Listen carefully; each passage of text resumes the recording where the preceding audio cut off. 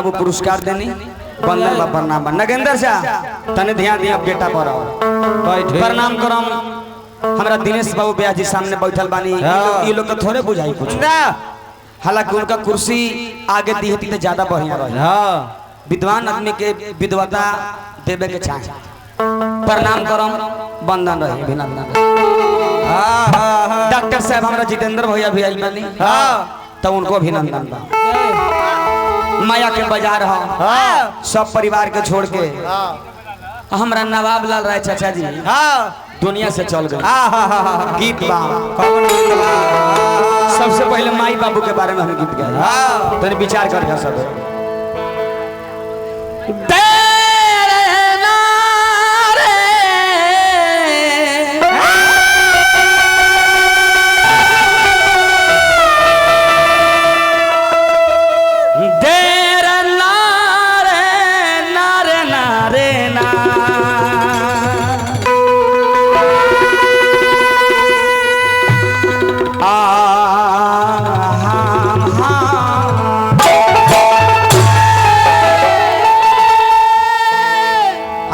वाला के दूसरी है ना हम अपना रोल अदा कहनी पब्लिक के गमसीन माहौल ना काहे तू कहला कि हमरा किलारनेट वाला के दूसरा तारा अपनो गइले आ किलाटो वाला के लेके कहतर के तरह हाई वाला चाहिए ना बाबू हमरा हाई वाला चाहिए आ तोरा हमार हाई वाला चाहिए प्रणाम करम फिर दिलीप भैया के फिर रुपया के बरखा कहीं जय हो गीत बा का हो माई बाबू से बढ़ के दुनिया में देवी देवता कोनो ना रोजा करो चाहे रमजान करो चाहे रहो उपवास अरे बेटा तो वही है जो जवानी से लेकर बुढ़ारी तक अपने माता पिता को रखे पास अरे उन्हें क्या जरूरत पूजा और पाठ की उन्हें क्या जरूरत पूजा और पाठ की बाल बच्चे की तरक्की है अपने माता और पिता की डांट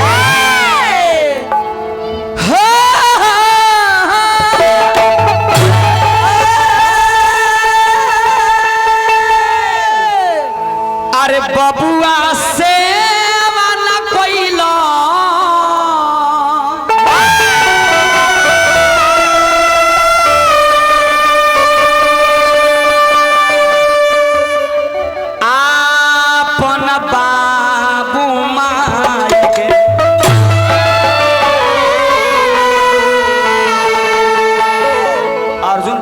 नींद भाई मने खड़े खड़े नींद आ जाला अरे बबुआ से न कइलो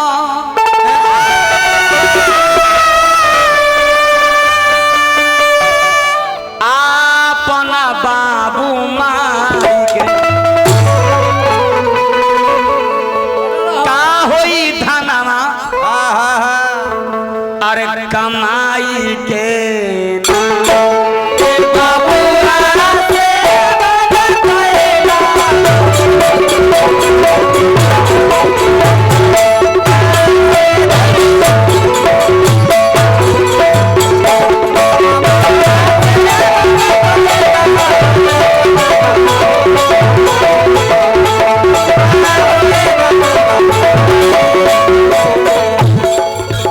नवाब लाल राय चाचा के पुत्र के वो बनी बाल बच्चा दूगो हम तनी नाम जाने कोशिश करो सीताराम बाबू और सोनेलाल बाबू तो सीताराम बाबू के ने बानी अपना बाबूजी के नाम पर ए बबुआ से न कहियो अपना बाबू माई के का होई धाना कमाई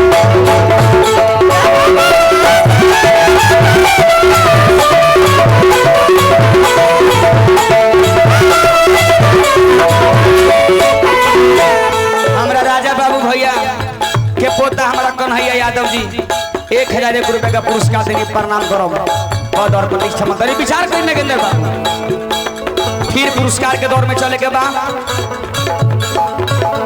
हमरा अनवल बाबू तू कहाँ पछुआ हमरा बैजू भैया के नाम पर पुरस्कार बा प्रणाम बा ए बबुआ माला के जरूरत ना है जितेंद्र, ये बड़ी बात, बड़ी दुलारा और प्यारा हमारा जितेंद्र प्रिय मित्र आदमी हो। मोहनपुर मनोज मिष्ठान भंडार रेफरल अस्पताल 500 रुपया के राशि प्रदान करनी बंधन बा। चला दी भैया चला सबके लइकन के भी अपना दादाजी के नाम पर पुरस्कार मिलल तो ये प्यार है। जिस भजन में राम का नाम न हो उस भजन को गाना।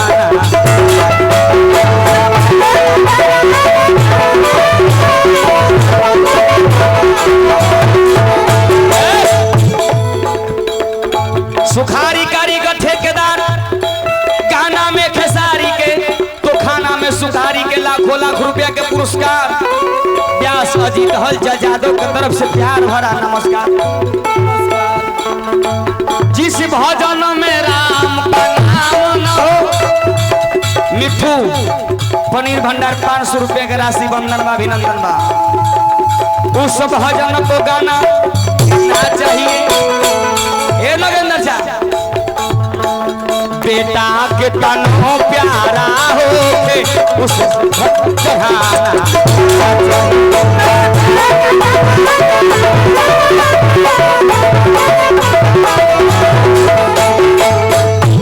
हमारा बास्कित यादव जी बालू माफिया 500 रुपया पुरस्कार दिली प्रणाम करो। ए बबुआ बेटा के तनो प्यारा हो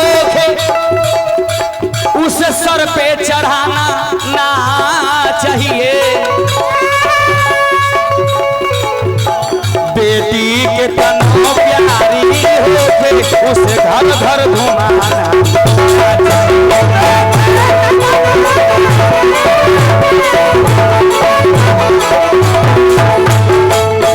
बेटी के दोनों प्यारी होके उसे घर घर घुमाना ना चाहिए। भाई के दोनों दुश्मन होके हर राज छिपाना ना चाहिए।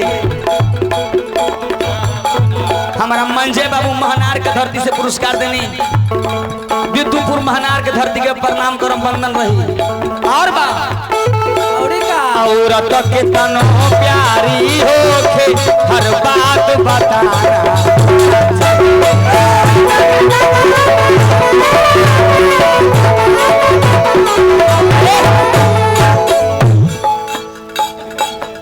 अर्जुन बाबू पनीर माफिया भंडार से हमारा मित्र 200 रुपये के पुरस्कार दे दिया। इनकर आभार तो हम जीवन भर ना भूले, जीवन भर ना।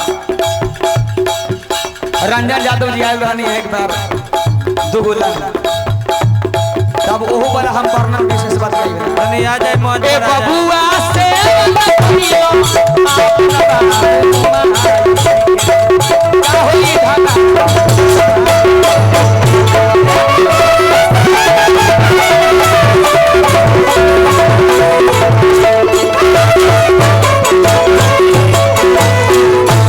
लालमोहन राय जी हमारा जमाहिर बाबू के सुपुत्र लाखों लाख रुपए का पुरस्कार देने प्रणाम करम। जितना इनका 5 गो गीत में ना मिलल उतना हमारा एक गीत इनका पर विशेष भारी पड़ा। ये लोग हमरा से गाई ना हम बोलाई हमारा समय मिले तो अब मंच पर हम बोलाई बड़ी सुंदर लयदार हमारा भाई रविकांत बाबू के रविकांत रसीला जी आई। तेरे नाम लहरी जी वादा करके मुकर गईले। हम ना जौन वादा कइले बानी वादा करत बानी कि हम जब लास्ट करब तो एगो गीत हमरा भाई गई जय हो। एगो गीत बा तोरा खातिर ई वादा कइले बारे नु तो हमरा कहे के बा रविकांत जी एगो फिल्म आइल रहे ओकरा में गीत बा बैठा भैया। करिए ना हर करिए ना कोई वादा किसी से करिए ना करिए करिए हो करिए करिए तो वादा फिर तोड़िए ना वादा फिर तोड़िए ना तो वादा फिर तोड़िए ना। समझ में ये गीत क्या कइले के सुखविंदर सिंह उनकर मुंह से गीत अच्छा लगेला। हाथ किसी का पकड़िए ना पकड़िए तो फिर छोड़िए ना करिए ना कोई वादा किसी से करिए ना। इस सबसे होई ना ई सब के तो गड़िए तब कहे के बा का कहते हे केतनो घूमो फिरब हम कुछ आई नाही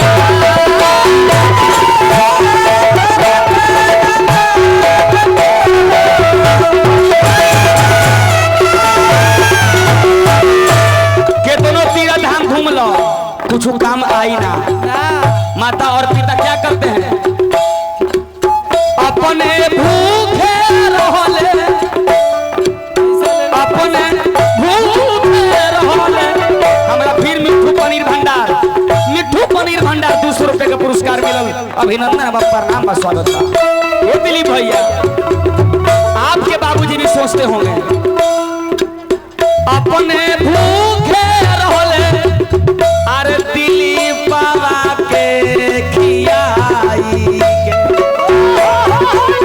अपने भूखे रहले दिलीप के खियाई के का होई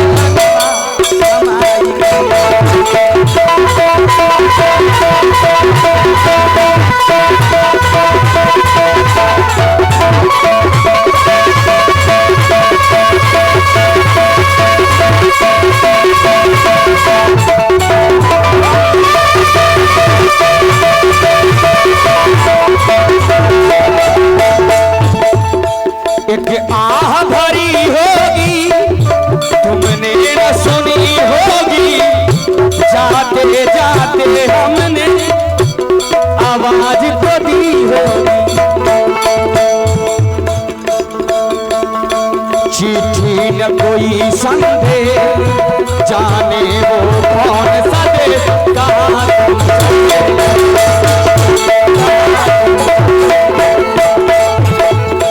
चिट्ठी न कोई संदेश जाने वो कौन सा देश कहाँ तुम चले गए कहाँ तुम चले गए। हे राधिका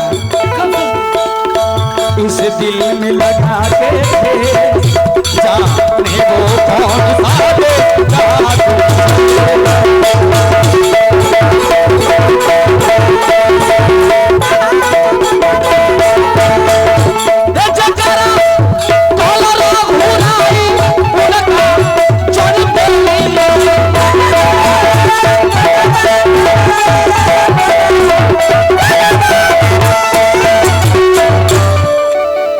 जादव दिनेश जी कहे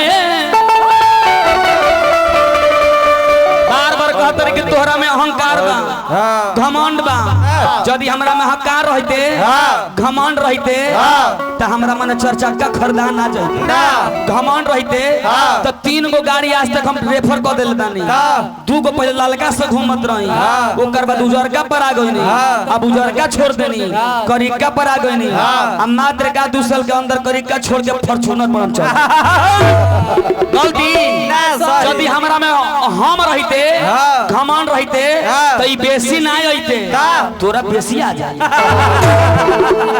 गलती दिलीप भैया लास्ट में कहे के बा जादो दिनेश जी कहे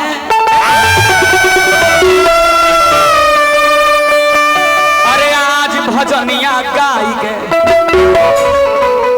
चौगुन अरे तक्का हुई धनमा और कमाई के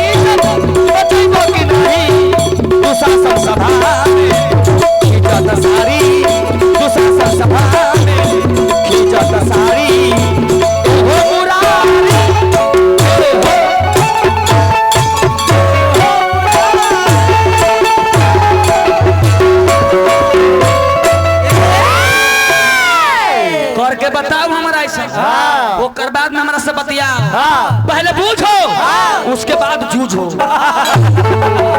पहले पढ़ो उसके बाद लड़ो तरीन कर कहानी पढ़ाओ